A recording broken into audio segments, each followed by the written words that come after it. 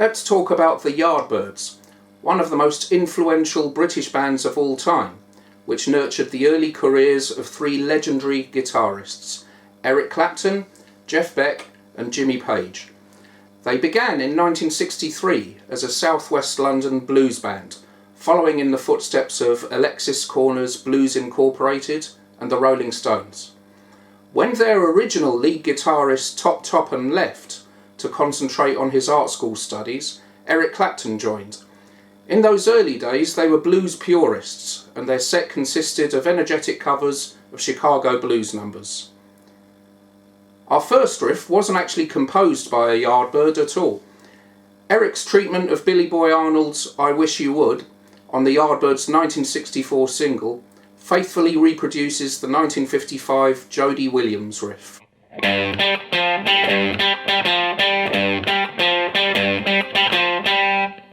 Let's take a closer look at that.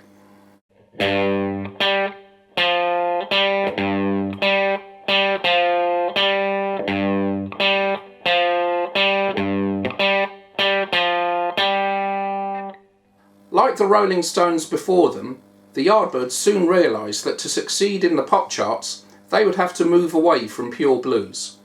They teamed up with pop songwriter Graham Gouldman, who was later to find fame in 10cc. Eric Clapton wasn't yet ready to dilute his blues style, so he left the band straight after recording Gouldman's For Your Love in 1965, and he then joined the uncompromising John Mayall and the Blues Breakers. That's when Jeff Beck joined the Yardbirds, so their next single featured his adventurous Indian-influenced proto-psychedelia on Graham Gouldman's Heart Full of Soul.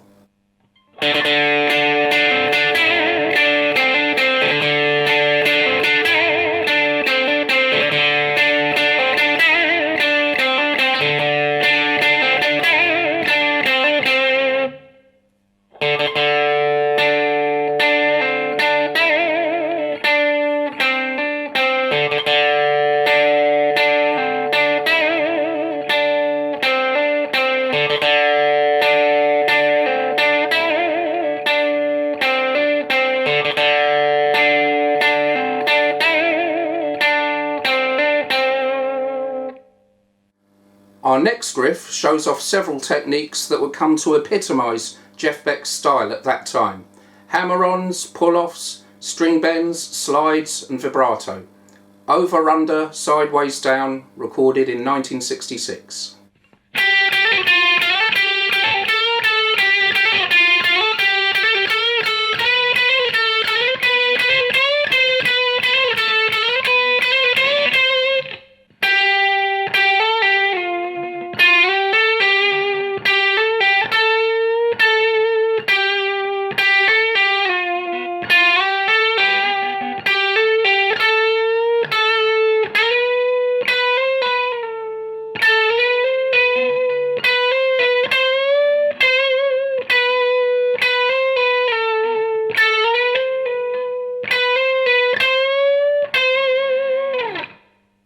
Another lineup change came in 1966 when the bass player Paul Samwell-Smith left.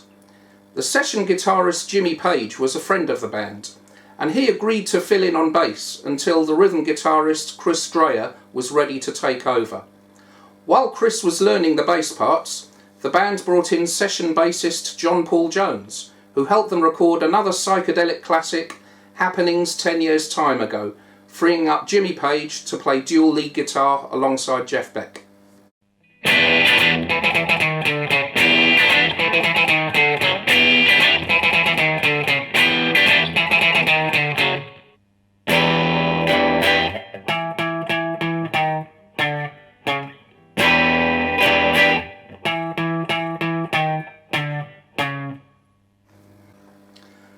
Sadly, the Beck-Page lineup didn't last long. The pressure got to Jeff Beck and he was asked to leave. Chris Dreja was now permanently on bass, and Jimmy Page was the sole guitarist. This final version of the Yardbirds was definitely pointing towards Jimmy Page's next band, Led Zeppelin, which would reunite him with John Paul Jones and become another of the most successful and influential rock bands ever. On their final tour, the Yardbirds played an early version of a Jake Holmes song that would go on to be featured on the first Led Zeppelin album, Dazed and Confused.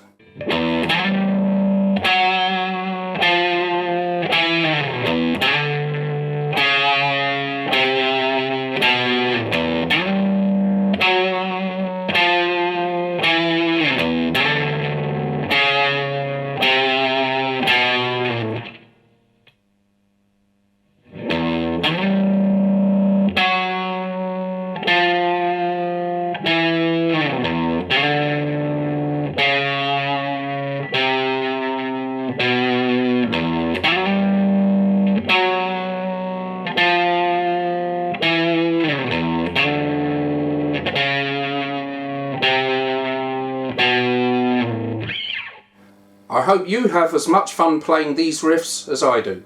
Thanks for watching.